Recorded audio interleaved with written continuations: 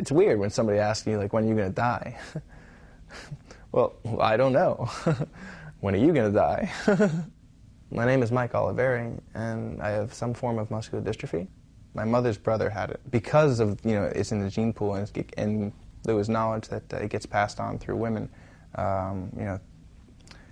it was just always there's probably a good 50-50 chance that I would have it. So they removed a little piece of my muscle from my leg. I have a little scar, just to test it, to make sure that I had it, and tested positive. And my mother told me when I was 6 years old, I hated myself. I tried to kill myself a bunch of times, and I tried to, I tried to do whatever I could to not be me. I hated me. I hated everything about me. I tried everything from, swallowing a bunch of pills to, putting a bag over my head and slitting my wrists and, everything. Just anything to get it done. A lot of this happened when I was, 10, 11, 12. Those were really, really dark, angry, just bitter with everything because nothing made sense at all. I don't want that. I don't want to be in a wheelchair. I don't want to not live to be 90. I don't want to have to explain myself. What I wanted to happen was I wanted to feel sorry for myself, and I did. And one of my biggest fights that I ever got into with my father was when he said, "Stop feeling sorry for yourself." My biceps are pretty much, done. They're pretty much not there anymore, and for some strange reason, it pulls in the arms with it. So, let me just take this off real quick. It's a little warm in here. Whatchamacallit. So my hands and my arms have been continually becoming more and more, less and less open, and it always, affects everything to the point where, if I want to just rotate my arm a little bit, I have to rotate the entire thing. I could put a watch around my bicep. I'm 24 years old, but in reality, I have the body of an 80 or 90-year-old. My grandma, who just visited from Egypt, she's stronger than I am. The truth is, I'm in agony, all the time.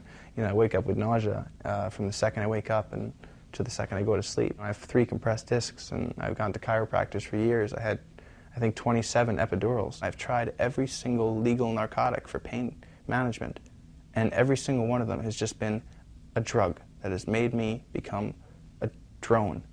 I had to go to my professors and apologize and say, "I'm really sorry. I'm probably going to fall asleep in your class.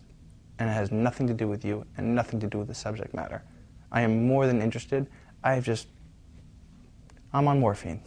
I don't know how else to put it. And the doctors always say, "Oh, you're not supposed to have, pain with muscular dystrophy." And I tell people all the time, it's like, this is not a muscular dystrophy-related pain.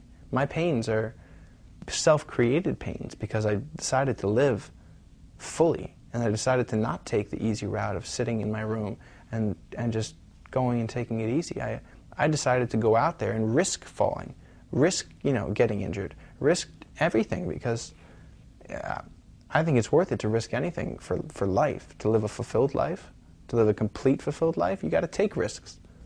What I'm doing now is just taking my situation and my need to get out of the cold and just rolling with it. And I'm going to take my time and just roll across the country and do what I do best, which is I love to just meet people. That's because like I said, because of the gift of muscular dystrophy, I've understand the value of people, and understand the value of relationship, the value of talking and experiencing it and having moments.